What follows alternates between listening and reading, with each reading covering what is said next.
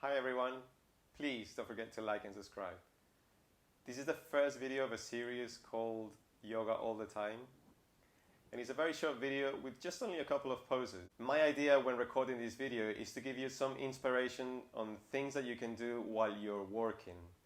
So being in a sedentary position, being in a still posture for long periods of time is not very good for your body. It makes your muscles stiff, but also it creates stagnation inside the body. So moving the body is very good, it helps circulation, it helps things move around, and it makes for a healthier body. I'm going to show you just 3 poses, and these are actually my favorite postures that I do probably every single day. And for this we need some sort of support. So I have a chair with me. For the first posture we're going to stretch on the shoulders. So what you want to do when you do this posture is create this type of movement. You want your arms to turn in this way. So I usually say the guide is the hands, so the hands are facing forward. So this is called external rotation of the arms. And you want to do this when your arms are flexed, meaning over your head. So you want to create this type of movement.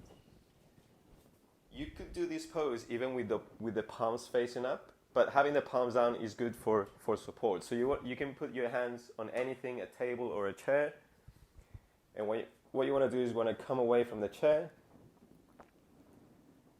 And then you want to lengthen your tailbone towards the sky and let your shoulders open up as your chest sinks towards the floor. As you do this, you want to actively create that external rotation of the arms. So the biceps are kind of trying to face towards the sky. At the same time, you want your shoulder blades to be spacious, so lots of space between your shoulder blades. At the same time, you want to generate a nice stretch from your hips all the way up to your pinky fingers. And one thing you can do here is either just hold still and breathe comfortably. You could also have a little bounce. It's going to create a little bit of an extra stretch. Just be careful when you do that. Don't push it too hard. And another thing you can do is activate the muscles on the side of your body by pressing the hands onto the support and create a little lift. And you want to press nice and hard, and you're going to feel tension coming along the side of the body. And you want to hold that tension for a few breaths. 5, 4, or 3 breaths, and then you want to release that tension and see if you can sink a little bit deeper. And you can do a combination of those 3 techniques, just holding steady, letting the body sink, your shoulders open. You can bounce, or you can create that tension, pressing onto the hands and get a little bit of a lift, and then hold that tension for a few breaths. You can be 5-10 seconds. Ideally 10 seconds would be a good time to hold. And then release that tension and sink down. Remember, you want to create that stretch. So you want to push the support away from you to get that length coming across the sides of your torso. So this is for your shoulders. Another one that I really love is a squat. So for the purpose of this video, I'm going to use the chair, but you want to use something that you're not going to pull towards you. So something that's strong, perhaps heavy, or something that's rooted to the ground. Having your feet sort of like hip width apart. You can turn your toes a little out if you want, but ideally have them pointing straight forward. You're going to sink your butt holding onto that support, and you're going to just find the right distance so you can lower yourself all the way. And holding onto that support, you're going to pull it towards you. You're going to try and lift your chest and straighten up your back. And let your hips fall heavy. Pulling onto that support, lift your chest. When I say lift your chest, concentrate on the bone of your chest, lifting away from your abdomen. So you create a nice straight back. Hips falling heavy. You want to breathe here for about 10 seconds, 15 seconds, 20 seconds.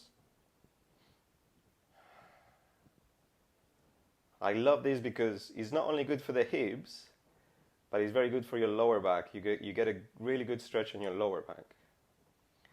And then carefully come up. For the next one, I'm going to show you this way. So as much as possible, try to keep your legs straight. And you can go, for example, you can go here, place your hands on a support, and go here. If you can, you're going to lower a little bit more onto the forearms. If your hamstrings are a little stiff, you can of course bend your knees a little bit more. It's going to be good for your lower back. But as much as possible, with your legs straight. If you're comfortable and you can reach to the floor, you're going to bring the fingers to the floor. If you can, you're going to hold your elbows. But see that as much as possible, you want that same action of your chest, moving away from the abdomen, so you're not rounding your back too much. You want your tailbone to reach towards the sky. Remember to bend the knees if you need. And if you're already holding your elbows, you want to gently pull the elbows towards the floor. Now you can keep your gaze to the ground. And if it's okay to continue the stretch on the upper back, you're going to release your head, tucking your chin in.